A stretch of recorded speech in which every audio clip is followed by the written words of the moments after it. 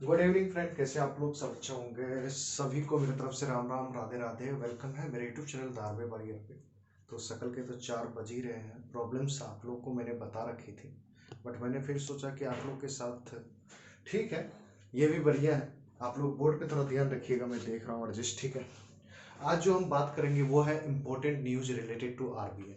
अभी क्या हुआ कि 3-4 दिन में अच्छी न्यूज आई हुई है। ठीक है, और इसमें चेंज हुए हैं, हमारे आरबीआई के गवर्नर भी चेंज हुए हैं। और ये मत समझना कि जानबूझ के किया गया है कि इन्फ्लेशन को कंट्रोल नहीं कर पाए, या हो सकता है कि हमारी जो जीडीपी है वो ग्रोथ रेट कम हो गया इस कारण से। नहीं, उनके ना टर्म खत्म हो गए। 10 दिसंबर को इंड हो चुका है, आज ही इंड हुआ है। तो आज से जो हमारे न्यू गवर्नर होंगे, पहले तो जानिए RBI reserve bank of India. Last तक दिखिएगा, मैं इसमें आपको स्टैटिक फैक्ट्स भी लाते में बताऊंगा कि जैसे आपको एक क्वेश्चन पूछा था अभी रिसेंटली आईबीपीएस पीओ मेंस में, एथोराइज कैपिटल कितना है जब आरबीआई इनिशियल बना था, तो 5 करोड़। ठीक है, हम बात करेंगे आज रिजर्व बैंक ऑफ इंडिया के बारे में, पूरे मॉनेटरी पॉलिसी कमेटी में सारी चीजें बात करेंगे। ठीक है, आइए। तो हमारे जो न्यू गवर्नर बने हैं, आज का ही न्यूज है, ये बने हैं संजय मल्होत्रा जी। ये कितने नंबर के बनेंगे? 26 नंबर के। ठीक है, ये याद रखिएगा। सबसे पहली बार 26 governor of reserve bank of India कौन है? संजय मल्होत्रा जी। ये क्या है, अभी करेंटली रेवेन्यू सेक्रेटरी थे। तो एक चीज और याद रखिएगा, रेवेन्यू सेक्रेटरी हटेंगे तो फिर यहाँ पे भी आपको एक अपॉइंटमेंट याद करना पड़ेगा। ठीक है, तो ये फिलहाल रेवेन्यू सेक्रेटरी थे। किसको रिप्लेस कर रहे हैं? शक्तिकांत दास जी को। ठीक है, ये कितने नंबर के थे? 25। और अभी तक जब से आरबीआई बना है तब से ये 1960 के बाद ये सबसे ज्यादा देर तक रहने वाले गवर्नर है, लॉन्गर गवर्नर है 1960 के बाद। ये भी याद रखिएगा, कब से? 1960 से। ठीक है, सिंस 1960 से अभी तक सबसे ज्यादा सबसे ज्यादा दिन रहने वाले हैं। ठीक है, मतलब ये अपना टर्म पूरा किया है। ठीक है, तो ये थे 25th गवर्नर थे। ओके बात। अब आइए हम कुछ एमपीसी के बारे में बात करते हैं, मॉनेटरी पॉलिसी कमेटी के बारे में, क्योंकि मुझे बाय मंथली मॉनेटरी पॉलिसी अभी पढ़ाना है, क्योंकि उसका भी अपडेट आया हुआ है। ठीक है, तो सबसे पहली बात है कि एमपीसी कब बनाया गया था। स्टडी फैक्ट सुनिएगा, 2016 में। किस कमेटी के द्वारा? उर्जित पटेल कमेटी के द्वारा। क्यों बनाया गया था? क्योंकि हमारे देश में ग्रोथ एंड डेवलपमेंट बना रहे। First reason, objective of monetary policy committee क्या है? फर्स्ट है कि हमारे देश में ग्रोथ एंड डेवलपमेंट बना रहे। दूसरा, फाइनेंशियल स्टेबिलिटी बना रहे। फाइनेंशियल स्टेबिलिटी मतलब इन्फ्लेशन और डिफ्लेशन कंट्रोल में रहे। ठीक है, याद रखिएगा। दो, आपसे जब इंटरव्यू में क्वेश्चन पूछे कि what is the objective of monetary policy committee, तो आपको सिंपल आंसर करना है कि फर्स्ट फाइनेंशियल स्टेबिलिटी एंड दूसरा growth and development. Financial stability means inflation और डिफ्लेशन को अच्छे से मैनेज करना। ठीक है, याद रखिएगा, ये चीज हो गया। और किस कमेटी के तहत? उर्जित पटेल कमेटी के द्वारा 2016 में लाया गया था। इसमें होते हैं 6 मेंबर। ठीक है, 3 फ्रॉम होते हैं आरबीआई से, 3 फ्रॉम होते हैं गवर्नमेंट ऑफ इंडिया से। ध्यान से, 6 मेंबर में 3 from RBI and 3 from government of India.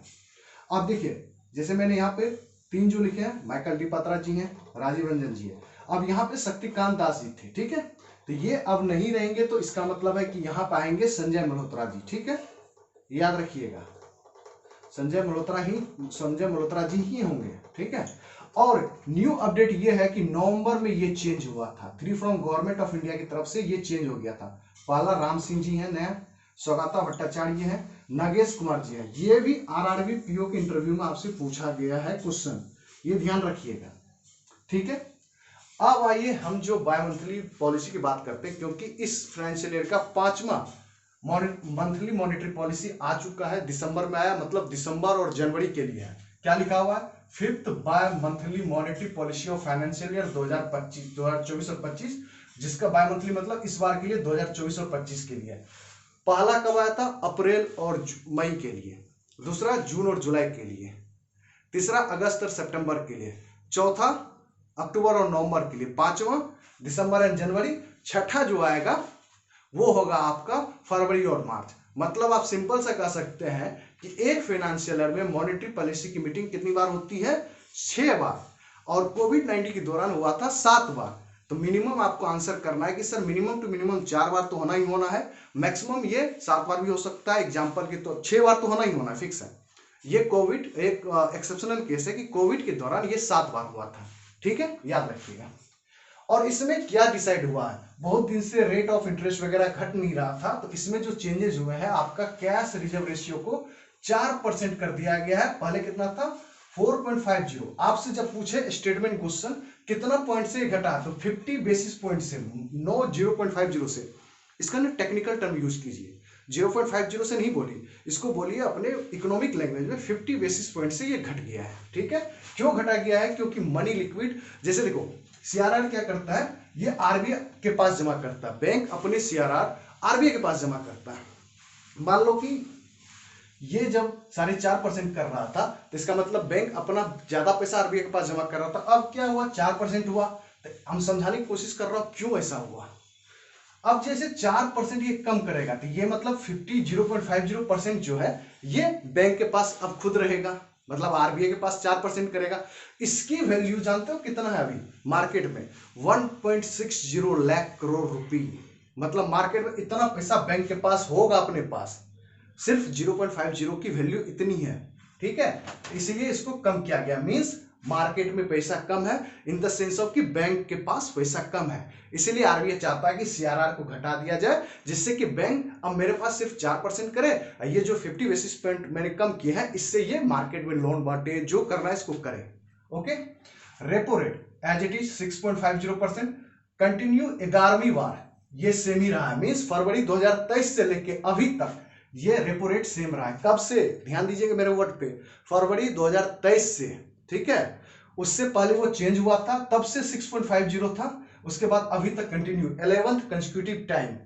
ठीक है, reverse repo rate 3.35%, standing deposit facility 6.25। मैं ये जानबूझ के नहीं बता रहा हूं क्योंकि मैंने इंटरव्यू की आरआरबी की इंटरव्यू के टाइम में मैंने ये सारी चीज बता रखा हुआ कि क्या होता है, इसलिए मैं जानबूझ के नहीं बता रहा हूं। ठीक है, मार्जिनल स्टैंडिंग फैसिलिटी 6.75%। ओके, और बैंक रेट 6.7%। और बैंक रेट पे कभी भी बैंक लोन नहीं लेता, याद रखियो। कोई अगर आपको पढ़ा रहा है तो वो खुद बेवकूफ है या तो आपको बरगला रहा है। Bank rate is a penalty rate. ठीक है, जब रेपो रेट पे आप लोन लेते हैं तो वो 90 डेज मैक्सिमम लोन दिया, मैक्सिमम 90 डेज के लिए लोन दिया जाता है। ठीक है, आरबीआई क्या करता है, देखो मैं समझाने की कोशिश करता हूं। रेपो रेट वो रेट होता है जिस रेट पर बैंक आरबीआई से लोन लेती है फॉर मैक्सिमम 90 डेज के लिए। ठीक है, उसके बाद आरबीआई बोलता है कि चलो 90 डेज हो गया भाई, पैसा पे नहीं कर रहे हो, रिटर्न नहीं कर रहे हो, तो फिर बैंक क्या बोलता है, हे आरबीआई आप मुझे ना कुछ टाइम दे दो। तो आरबीआई बोलता है चलो भाई तुम्हें दिया 15 दिन दिया, पैसा रिटर्न करो। तो इसका मतलब क्या हुआ, मैक्सिमम 90 डेज तो होने के बाद खत्म हो गया, तो वो फिर क्या हुआ, कन्वर्ट हो गया इसको बैंक रेट। जब वो 15 दिन देगा आरबीआई तो फिर पेनल्टी भी तो मारेगा, तो ये पेनल्टी रेट हो जाता है। ठीक है, तो ये भी है आपको 6.7%। आपसे कोई इंटरव्यू अगर पूछ ले कभी कि बैंक में पेनल्टी रेट कौन सा है, तो आपको आंसर करना है बैंक रेट। ठीक है, स्टेचुटरी लिक्विडिटी रेशियो कितना है, 18%, याद रखना। ठीक है, अब आइए हम जीडीपी प्रोजेक्शन करते हैं, ये आरबीआई के द्वारा है। ठीक है, जीडीपी फॉर फाइनेंशियल ईयर 2024, पूरे होल फाइनेंशियल ईयर के लिए 6.6%, और कितना था पहले 7.2%, मतलब यहाँ पे घटा है। याद रखना मेरे वो दोस्त, कितना घटा है, 60 बेसिस पॉइंट को घटाया गया है। पहले 7.2 था, तो अभी जो प्रोजेक्शन किया है 6.6%। जिनका भी एग्जाम दिसंबर में है, यूएससी एओ का एग्जाम हो या जनवरी में जिसका एग्जाम हो एंड फरवरी में जिसका एग्जाम हो, मीन्स जनवरी तक लास्ट तक जिनका भी पेपर हो, प्लीज इस पे फोकस करना। फरवरी में अगर एज इट इज सेम रहा तो फिर आपको याद करने की जरूरत नहीं, अभी याद कर लो। मैक्सिमम टू मैक्सिमम कहाँ चेंज होगा, इसमें चेंज होने की संभावना है, बट इसमें चेंज होने की संभावना नहीं है, इसमें चेंज होने की संभावना नहीं है। ठीक है, अब आइए Q3 फाइनेंशियल 2024-25 के लिए जीडीपी कितना है, 6.8%। Q4 फाइनेंशियल 2024-25 के लिए 7.2%। आपको ये याद रखना पड़ेगा, ये याद नहीं हो बट ये याद करना, यहीं से पूछता है ये क्वेश्चन। ठीक है, अब आइए इन्फ्लेशन, आरबीआई के द्वारा इन्फ्लेशन भी प्रोजेक्ट किया गया होगा, 4+-2 होता है, ये 2024 का टारगेट है। ठीक है, इन्फ्लेशन आरबीआई के द्वारा जो आगे का प्रोजेक्ट किया गया है कि 4+-2% कब तक, 2026 तक, ये याद रखना, ये स्टैटिक है।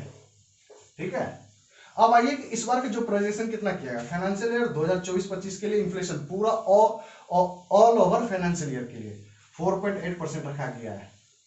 ठीक है, Q3 के लिए 5.7%, Q4 ऑफ फाइनेंशियल ईयर 2024-25 4.5। अब इसने थोड़ा सा क्या हुआ ना, चालबाज दिखाया, इसने बोला कि मैं अगले फाइनेंशियल ईयर के भी टारगेट कर रहा हूं।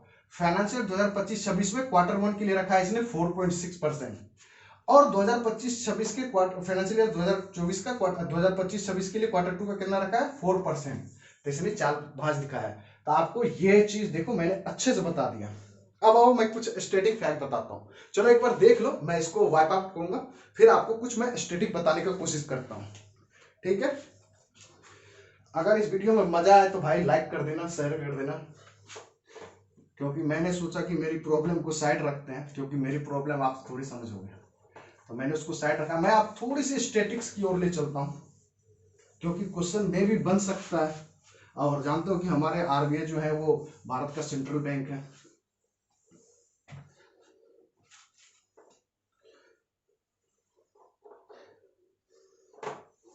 देखो पहले हेडक्वार्टर कहाँ था, पहले हेडक्वार्टर था कलकत्ता, ठीक है। पहले कलकत्ता बोलते थे, नॉट कोलकाता, याद रखिएगा। फिर इसमें भी कमी नहीं निकालना कि कोलकाता बोलते हैं, पहले हम कलकत्ता ही बोलते थे, ठीक है। बट मुंबई कब शिफ्ट हुआ, ये क्वेश्चन इंपॉर्टेंट है। अरे यार चल क्यों नहीं रहा मेरे भाई, चल चल। मुंबई शिफ्ट हुआ आरबीआई का हेडक्वार्टर कब, 1937 में, ओके, ये याद रखिए, गॉट इट। एंड आरबीआई को किस कमेटी के द्वारा बनाया गया था, हिल्टन यंग कमीशन के द्वारा, ठीक है। कब बनाया गया था इसको, 90 बताओ 21 में, ठीक है, 1921 में। और इसका अदर नाम भी है, क्रेफिक कैट बोलते हैं, नहीं सॉरी क्रेफिक कैट नहीं बोलते हैं, रॉयल कमीशन बोलते हैं इसको,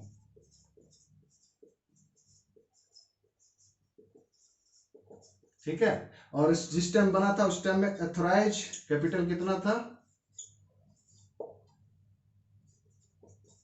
मतलब एथोराइज कैपिटल या इनिशियल कैपिटल बोल लो इसको, 5 करोड़ रुपए था, ठीक है, ये याद रखना, ओके। चलो इतना मैंने बता दिया आपको, तो बताना कैसा लगा आप लोगों को। और किसी को करंट अफेयर पेड चाहिए तो आप टेलीग्राम पे आ जाना, मेरे नंबर पर मैसेज कर देना, मेरे हैंड रिटेन नोट्स मिल जाएंगे। मैंने कुछ ऑफर रखा था बट मैंने हटा दिया, तो ठीक है, फिर ओके है। मैंने लोगों से रिक्वेस्ट करा बट लोगों ने मजाक बना कर रखा है उस चीज़ को, तो चलो देखते हैं, कोई इशू नहीं है, मेरे को कोई प्रॉब्लम नहीं है। बट आप लोग नहीं समझोगे तो कोई दिक्कत नहीं है, मैं ग्रुप पे दे नहीं रहा हूँ करंट अफेयर, एक रत्ती भी नहीं दूंगा, यही वीडियो मिलेगा। अगर ये पसंद आए तो लाइक कर देना, सब्सक्राइब कर देना। हाँ एक बंदा अभी कोई वीडियो पे बोल रहा था कि जो आप बकेटिंग कर रहे हो इतना, क्या आप सिलेक्टेड हो क्या, बिना सेलेक्ट किए हुए लोग को नॉलेज नहीं होता क्या, एक बार कंफर्म करना, आप ही लोग से मैं पूछता हूँ, क्या जो तैयारी कर रहा है क्या वो पढ़ते पढ़ते इतना नॉलेज नहीं हो सकता कि दूसरे को वो पढ़ा सकता है, क्या सिर्फ जॉब करने वाले ही पढ़ा रहे हैं। एक जॉब वाले आदमी को बता दो जो तुम्हें आरआरबी पीओ के टाइम पे इंटरव्यू की हेल्प करा, एसबीआई पीओ सिलेक्टेड हो, या ले लो ना एग्जांपल जो सो कॉल्ड यूट्यूबर आप कहते हो, मुझे कोई प्रॉब्लम नहीं है, कोई दिक्कत नहीं है। अगर वो सिलेक्टेड है तो फिर क्यों नहीं आपको बैंक रेट पढ़ा रहा है, वो क्यों नहीं आपको रेपो रेट पढ़ा रहा है, जब इंटरव्यू के टाइम आता है क्यों नहीं आपको वो इंटरव्यू की प्रिपरेशन करवाता है फ्री ऑफ कॉस्ट, जब वो 80,000 कमा रहा है एसबीआई से, तो वाई नॉट यू प्रिपेयर करवा रहा है आपको, ये बताओ मुझे।